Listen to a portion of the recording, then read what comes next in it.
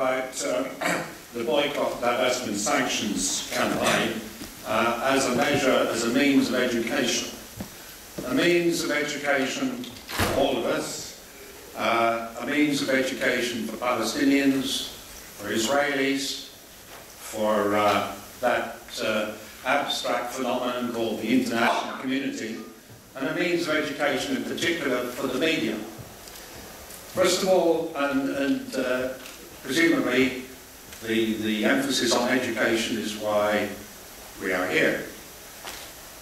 First of all, it's a means of education about the nature of an occupation in which millions of people are controlled on the West Bank, between 1.7 and 1.8 million are controlled in the largest prison in the world, in Gaza, and hundreds of thousands have been imprisoned for 64 years in refugee camps which, if you called them Dickensian, that would be conservative.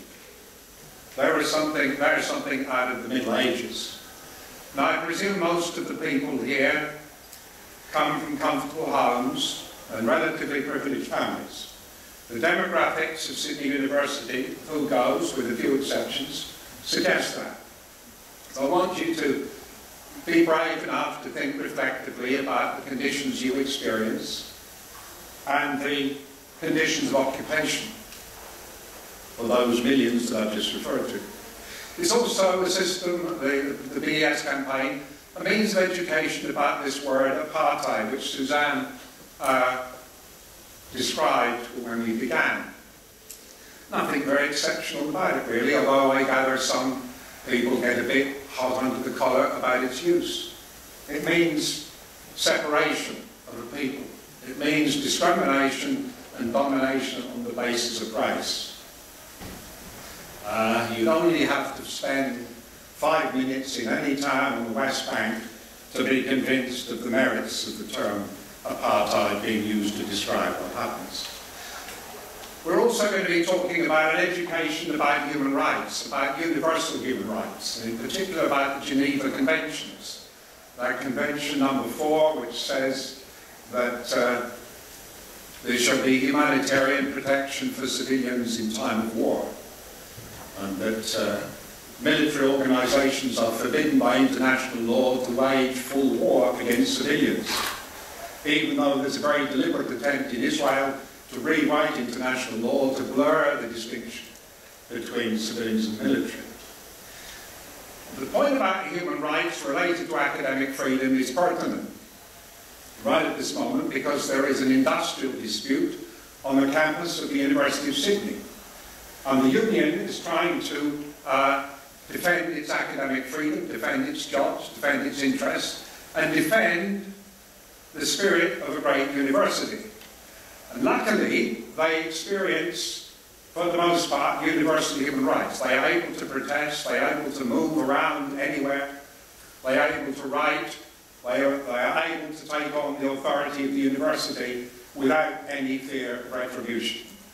And academic freedom is only a spin-off for the due respect for universal human rights.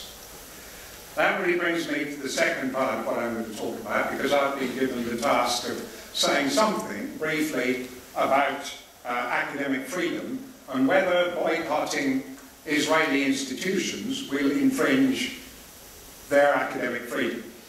Because one of the arms of the BDS campaign is to have academic boycotts against Israeli institutions which are instrumental in the oppression, the continued oppression and discrimination against the Palestinian people.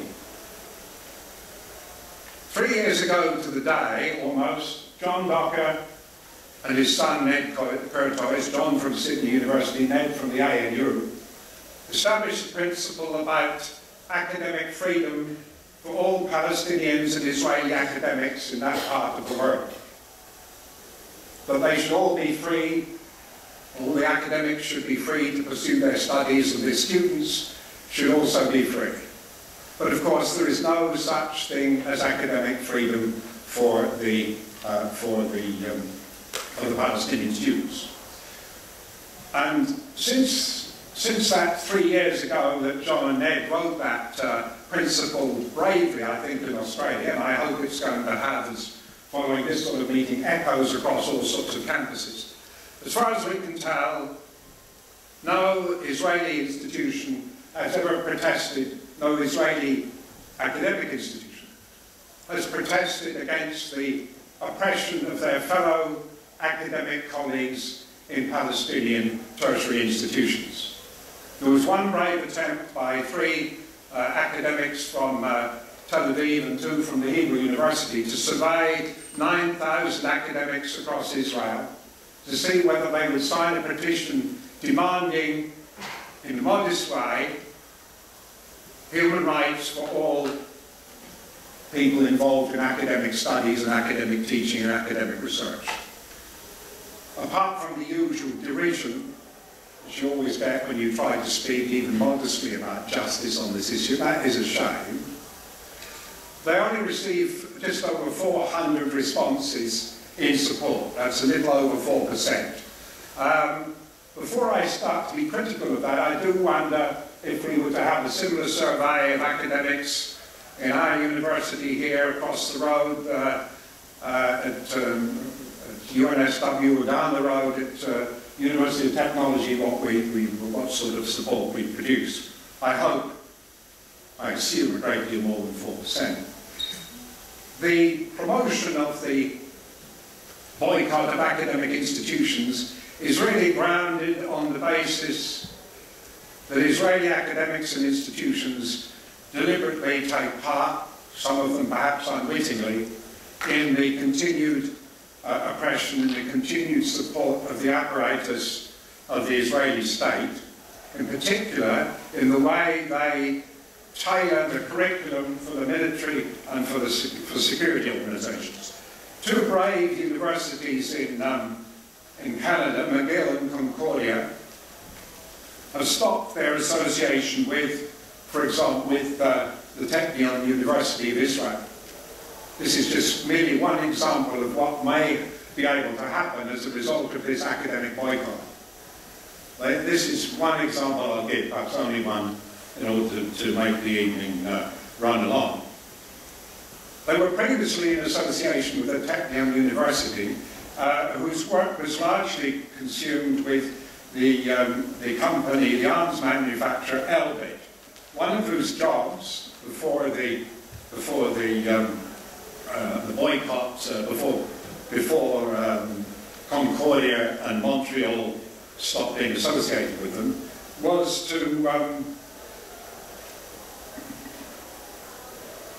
manufacture, I've got the wrong page, was to manufacture the ASPRO, the Armoured Shield Protection System in use on the IDF, the Israel Defense Forces Merkava Mark IV main battle tank, to be constantly used by the Israeli army, including in and throughout the occupied Palestinian territories. I mean, that really is a sort of contradiction, seems to me, of the whole notion of a university. Another reason for the boycott is that the 20% of the citizens of Israel are Arabic-speaking Palestinians. But there's no university within Israel that allows study and research and teaching to be conducted in the first language of those citizens. Quite the contrary. There's a massive, it's a bit like the absurdly disproportionate subsidies to private and public school systems in Australia. There's a massive disproportion of funding for teaching in Hebrew in the Hebrew universities of Israel, whereas most of the Palestinians, if they wish to study in their first language, have to go outside to Jordan or to Egypt or to Lebanon. I want to finish by again coming back to the notion of people struggling to be open-minded and fair as the essential tenets of our own education system, and to be brave enough to drop some of the assumptions that we may have all been fed with for most of our lives. because here you have one of the most massive injustices in the world. I often say, if I was a cancer physician and you came to me and I detected secondary growth throughout your body, I'd want to ignore them. I'd want to discover where the primary site was. And the primary site of the cancers in international relations is the failure to settle, with a sense of justice, the Israeli-Palestinian dispute.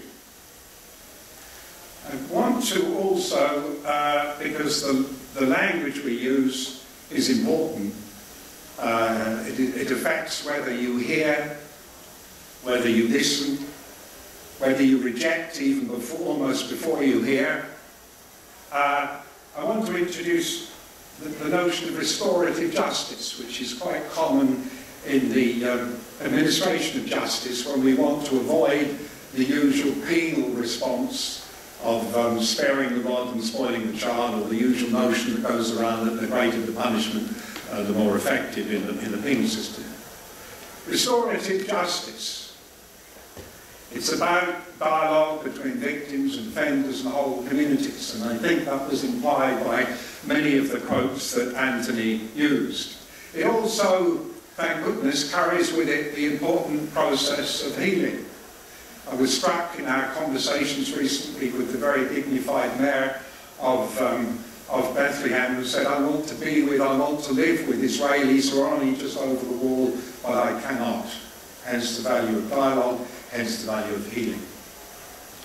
I want to say that I think the BDS in many parts of the world is unexceptional. It's so unexceptional that it prompted Kevin Rudd, as a foreign minister, to tell us that it was anti-Semitic. Please, let's stop using that term as a lazy, catch-all phrase to dismiss people you don't like or arguments you don't like. Rudd is, I'm afraid, is too easily guilty of that. And if I can support that argument with a reference to somebody who was much more profound and did a great deal to, as it were, give us the theoretical and ideological underpinning of the BDS scheme, the scheme of non-violent protest in the struggle for justice, I'm going to refer to Mahatma Gandhi, who was a great friend of the Jewish people, in particular in his struggles in South Africa.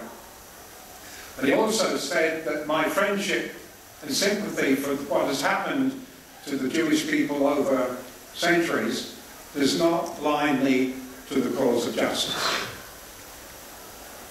That's the final remark I'll make, is that in the last 2 weeks that I spent in Israel, on the West Bank and in Gaza, the justice-oriented Israelis, people from women who disobey, this was a very distinguished group of Israeli women at the Hebrew University in Jerusalem. Many of the refuseniks, many of the members, the brave Israelis, who, when I'm having a good time at the weekend, are out in the House Demolition Committee preparing the homes destroyed by the IDF. They all said, there's no going, this has reached crisis point. This issue has reached crisis point, and we have to respond in a particular way. And almost everybody, the justice-oriented Israelis, the Palestinian leaders, the whole panorama of UN officials from all over the world, including many leading Americans, said there's only two issues you can address. There's only two things you can do. One of them we've been trying to do tonight, the sort of thing which, in a way, that film, The Promise, also tried to do, which is to tell the truth about what has happened and what is going on. Well, they also said in a kind of chorus of union, you've got to put your mind and your body and your time behind the BDS movement. That is the chink of hope. It is non-violent. It's an opportunity for the world to have the courage of their convictions and to stand up for that formula which says, in my judgment, that justice for the Palestinians also equals security for the Israelis. Thank you.